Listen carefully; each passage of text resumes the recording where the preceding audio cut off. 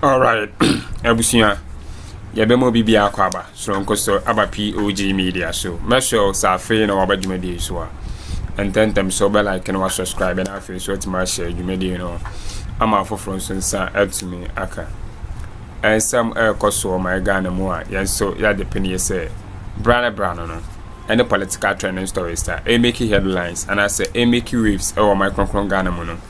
POG Media ya de baba bedom eye ya bedwafo ene abusuafo nende de ensem ene koso or political highway so eye Abronye DC ena chese waba abonten de nsem bi ababetu da wabe make U10 I expose eye NPP gurus over stolen cars chese enkrofo we awia e de akohyehe omo garages ene chese bi de akohyehe omo fie we ena chese Abronye ababonten ababema eye NDC omo oral team no vital information about the stolen cars chese sisi de NPP gurus no enhu ba bia omo de omuti efa na obi beka se na Abronye ampa na chese ono etima ababonten e de nsem we ababetuja obi kasa odika esan se ye nyina enim Abronye ensemfo a na se ensembone a okafa eye President John Dramani Mahama ho a chese this time around obi nim de asi ewo eye NPP party ma Abronye ababonten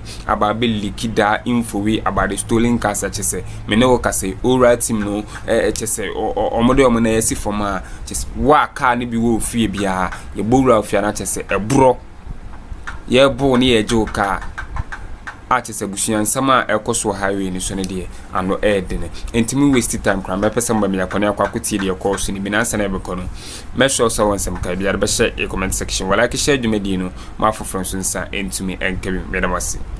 And the flight lieutenant Jerry John Rawlings said the NPP cannot underestimated. You know it and I know it. They've been in existence for a long time. And they will continue to be there for a long time. And if we can, and they are one opposition, this is the time you need to disarm them. But surprisingly, in some MPP for D, say NDC for want to meet them. Now you see the same NDC for about Munjai. Na yanyina ye Ghana for emra na MPP for this and for no na Ghana mo hu ye say ye Afghanistan. Yay 2000 the year 2000 John Akuffo e winning power 2001 the way ya bro and this for Ghana Afghanistan atamansu winning ya no so MMDC is to stay at post by 6 months. A whole ananka NDC egu. A whole na MPP who say NDC are very weak. 2017 NDC taking over. Yeah, 2009 NDC anasa MPP winning power John Akuffo winning power. Ni ene na mata mesi no mufia anadwo se aban cars sisi ho ye hu kwaya Abronye num enam traffic ye hu ye be US fam ana mabokura no etensa bata na dia na kwaso ana NDC for the mrasha wa musam na niamo ye hwa ade amo ye Ghana for se NDC for se ebe ye mu bisa kabadi samu oma we mu dwane wona wa sensu dia ya aboa wo si wani ate. And I'm one of them, and then this voice, and then this voice, and Chesa, Mutumi, a shiny penny, a good radio station, a shouting it down. A power to my for Cotenefie, radio got for you online so many years. But na Muna Mashen to dear Abuano Musim when you take it's an amutra, and a Yabrian, and a tear. I don't subscribe to you do me I do you but there's a what you be for the amuya naka by this time ka ya bumu papa when so our my Ghana muha but ewunya some fu amodi wo my Ghana muha na mampani to me hwe Ghana fu anim etumi ka kire wo mo se samuntu mame a kokromoti na ya mu amodia you are calling the bluff of Ghanaians you shut down radio station we be You shut down banks. No one can say we baby. On my bear money ya wana. And as a NDC grassroots to preja mo na mo say ya buri we e to fo bu. Me see I don't subscribe to that. But near mudi Ghana for fam e bia fam ewu. Say you hu say you police ni, we you teacher ni, now you affiliated to the NDC, ni ya transfer, you be ya kaya kadia, who are nadmo, ni ya transfer ko baby a, just say we ni abusuafo wo ho. O maya na nado beto di otan ana bebu man no. Na me say na nado wa ye be bo wa tape di atenda, anu na wo betia na nyame di be frɛ wo. Ahoto FM 92.3. If so in the year 2008, at the time of our contesting NPP seats, or we need ever since our about parliament, you know, every 4 years we are about to about or increasing the votes. At 2 force in the last election, you know, or beating the contender by 20,000 votes. Hey, Alaska the Dawn, as same way we are bossy. At 2 forcing as a ranking member of finance committee, our parliament, and take it abided by then on financial issues or putting holes and or printing holes into it, loopholes or the bar. Yababa call IMF. Nanado Kasasa way. Intend to continue these engagements with other groups. I also want to assure all Ghanaians that no individual or institutional investor, including pension funds, government treasury bills or instruments, will lose their money as a result of our ongoing IMF negotiations. There will be no haircuts. So I urge all of you to ignore the false rumors. Just as in the banking sector cleanup, government ensured that the 4.6 million depositors affected by the exercise did not lose their deposits. Hey, Alaska the Dawn, as same way we are bossy. So the question one may ask, and at the end of the day, haircut buyer and a haircut ma. So haircut a buyer dear, na indeed, at two forcing our the insights over what it takes. He has the technical know-how our financial issues mo. Hey, Alaska the Dawn, as same way we are bossy. At two forcing as a ranking member our parliament, I can say levy na ya de bano eye adia eba be ma yam papa no yam amenum ebe ye hiafo na the 11 no kra enye feasible because adia wodi ba obi ebe tumi a chese meye anase menye no enya de ebeboa in the back of this ana Godfred Dame nanado ani kenoforiata se kutu pase yam prosecute no yempa asembia eni inyina so fantu atu forcing so na yen just yen jaili no. Hey, Alaska the Dawn, as same way we are bossy. Somebody atu forcing on the floor of parliament chire nientia of fighting the Magana for nanado any abaina etwem no episode ni to afiase. So atu forcing stood in for the good people of Ghana, defended the NDC in terms of everything. Na eba na sano edi na koi bra Facebook. Our two forces spoke about his persecution by Godfred Dame. Bra Facebook. Right Honorable Speaker, at the personal level, I have had to pay a heavy price for my stance against the government mismanagement. Mr. Speaker, my recent prosecution, or call it persecution, by the Attorney General over frivolous and trumped up charges was calculated to silence, intimidate, and completely extinguish a known dissenting voice. Right Honorable Speaker, my crime, Mr. Speaker, was that I sounded alarm bells on an economy that was being mismanaged and ruined by an act and omissions of a select few in government. The fact that my prosecution began in the wake of the tussle over e-levy should not be lost on anyone, that I became an instant target for the regime. Mr. Speaker, I was charged on the Christmas Eve, a few days after the rejection of the e-levy and the 2022 budget. Right Honorable Speaker, from that point, the Attorney General and the Minister responsible for Justice, Godfred Yabua Dame, in whom the prosecutorial powers of the state is vested, was determined to deploy all crude tactics, including the use of subterfuge, to achieve his ends of malicious prosecution just to satisfy the regime. So, Speaker, the whole world witnessed how a supposed Minister of Justice set out to coach, cajole, and coerce another accused person standing trial together with me to falsify his testimony and skew it in such a manner as to enable him to procure a conviction at all costs against an innocent person. In the process, Mr. Speaker, Godfred Yabu-Adame, who is the principal legal officer of state, engaged in crimes such as witness tampering, conspiracy against accused person, fabrication of evidence to pervert the course of justice, and professional misconduct, contrary to the ethics of the very legal profession he heads. I believe this has been the story for many Ghanaians during this period.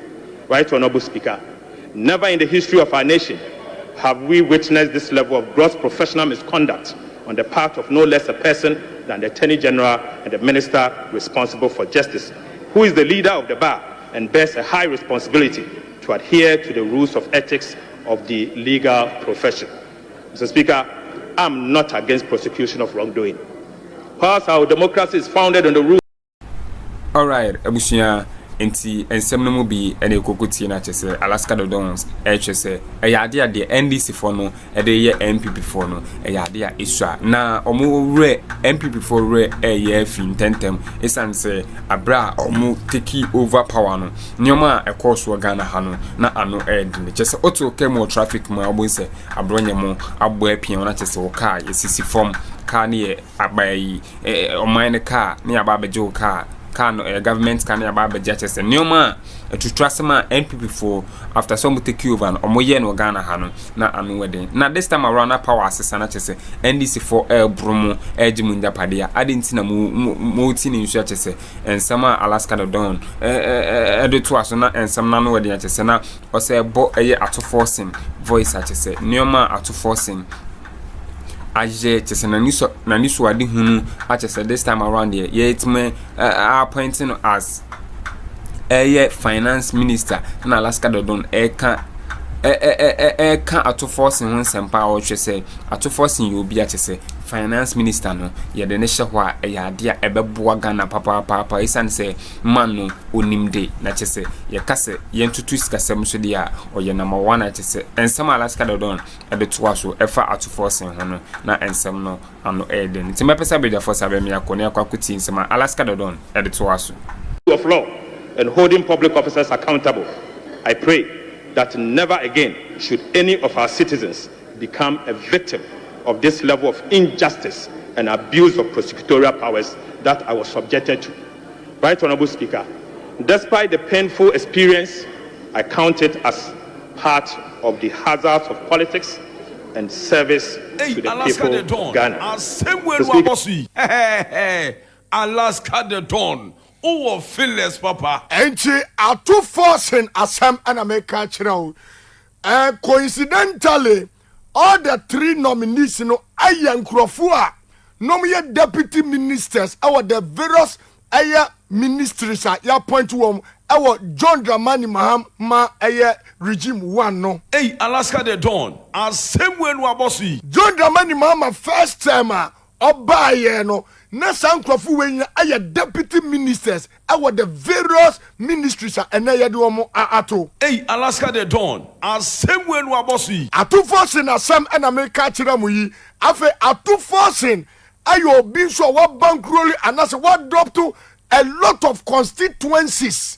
Edi nisika abwa those constituencies both in western region and that of the central region. Hey, Alaska the Dawn. St0lěn. I'm sure somebody on Facebook near atu forcing and so near maybe emra na here to aba bra Facebook Auto FM official. Ya from Alaska the Dawn. Me see we ye ni year me production team ya betena se ni Akuffo profile aba ni ya magana fo hu nipa wo ye na fi ya say Pauna ya pau no usafata and say just like ya the reward because you say we NDC ni and some makanyi na dafa atu force no so safata esemene wo ankasa se ebejeje. Hey, Alaska the Dawn. St0lěn. Okay, atu forcing.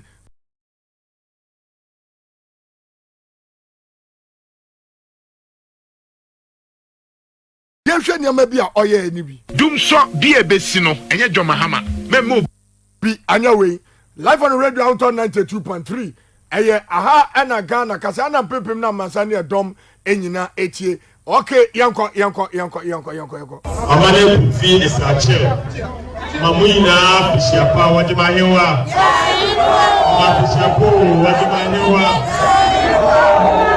nano oye ibiri sewogun wa ha wafram Akuffo niye emrashe bepeyi wo edwuma ko enyan esia ena misan to niye minority leader in Ghana emrashe bepeyi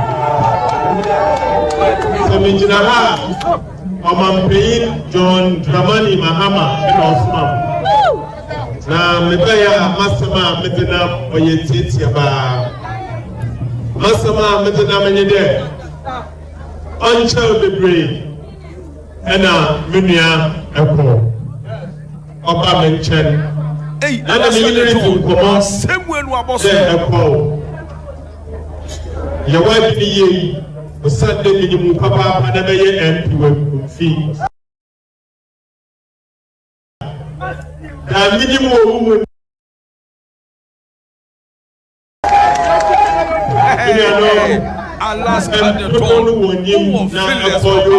right me kadi akwese sa owo ni constituency ye adwuma no akọ other constituencies akwa papa yi obi a wodi ni sika de aboa party no at the time a ogina kura ne de akọ aya court no koba yabeye no aya minority leader ne niam waye grassroots na ni age esane se onyesika oma grassroots ni bi edi Akuffo ayo obi a wakwadare sikasam ani ne ntotoye enti power John Dramani Mahama apaw no osefata anaso osefata but to me and some of my nyina osefata asemwenu abosu as I from Alaska the commander with a commanding voice yenim se John Dramani Mahama yade ezise bi dia to se fia da bia yade mpaibo e de eba be hyehyɛ so ewie ba bia wo bia no ye hye mpaibo na se se uko social media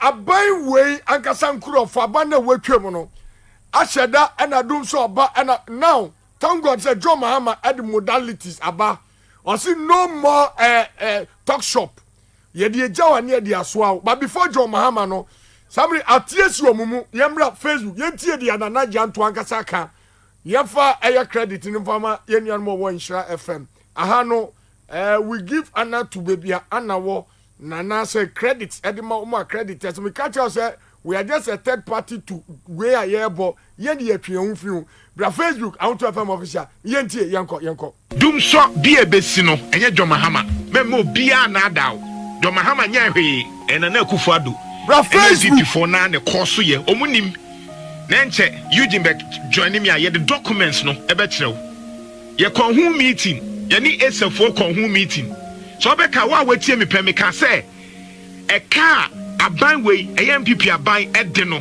wan hwe ya after 2025 no dum so ebebe ba no and then what are we talking about na me nkyɛw ɛka aban wei ɛde mpanyifo ne ka ana ne yanka no kresa akwa te sɛ free senior high school no ye nyina ne anim sɛ aduane aye problem awofo bia aha me bia lines under na Akuffo ado na awofo frɛ sɛ aduane ye problem ye nyina ne nkonkotwa aduane na nkra ne di eto de bia gare ne nkwan bi basa bi ye nyina ne ani ha sɛ buffer stock no na ban di omu ka enti omu nya aduane no mu di aba ye nyina ne anim but at that time no only hwan kokasa na Charles for headmasters akaboma hu sɛ this was the problem but now kokana na Akuffo ado aban tintin trinity any Nebuchadnezzar nsɛmti ɔma wo kwan sɛ ɔbɛka sɛmti na omusuro afi no mu ka because John Mahama ba no say afi headmasters here na musuro mo so mo nkasa enu nti na headmasters na no musuro no anda na Akuffo ado because oya ye betia ye beyi wadi no afi no mu kasa no mu say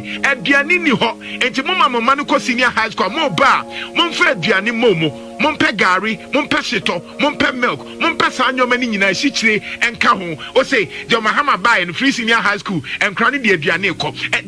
That is wickedness. Boni adwon boni ni beye unya beyfo a wa won cause problem enko cause me ka say John Mahama na. Number one in Ghana. Right. And that is the nature of the show.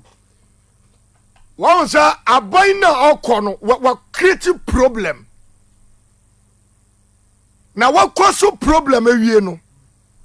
Ana we twa no ho etu ko Facebook a. y&Xp0sě Mahama ba dum so beba. Meanwhile, una we created this mess. Ya baba tu aba. Ya kana se dum sie. Ya be kana so yande ne ye say. Ehina no nimsa na nkwale de aduane fun wa ha. Kofo dia secondary technical, sectech. Aka be 3 months. Ayebe di bronya enkwale di garisa mom yam kure twakuro eduan fu no mudi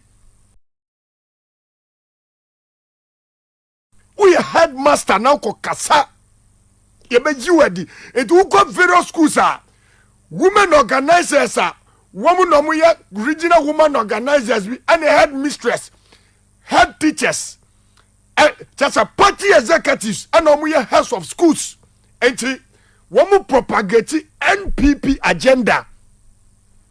We headmaster now kasa. You be jiwedi. But the Mahama ba no so headmasters. Ni aya problem winti anamuntu min kasa anamun kasa. Headmasters ya sase kasa so. Ene duani nuanti enkwala be school a. Said ya debia ya no nanka we border ya de shito ko ya de wen ko ye di we ko no mu mafo na MPP fo na twa mo ho abasa Mahama banti yase mu fa duane mra eno se so wonya bayifo a on create problem na untwa wo ho wonya wo dua broni aniti. All right, abusia it's just a winning sama ekoso or political highway so just NPP gurus or motini so din na ye bra ye NDC bo mo jom njapade atese wo japade na tese government ye suspect o anase susu se enyade wadwuma wo ye no obetima only da anase such property ha bo se o ho ana NDC foot soldiers abawura ho na tese wasum titete na tese ageo ka how much say and this for nature say what goes around surely comes around. It's say yeah there NPP for mo take you over no the omo dey and this for na sebi na asefem na this time around na power asesa the other year omo na no mo so di bi be yawa abusua na just say highway ni so ayede intimide mbesia na madam asesa ma dey pani me kutin sama e course so our political highway ni so aha POG Media any political trending stories make headlines no aha num say and I won say e be kan latest update ni na madam as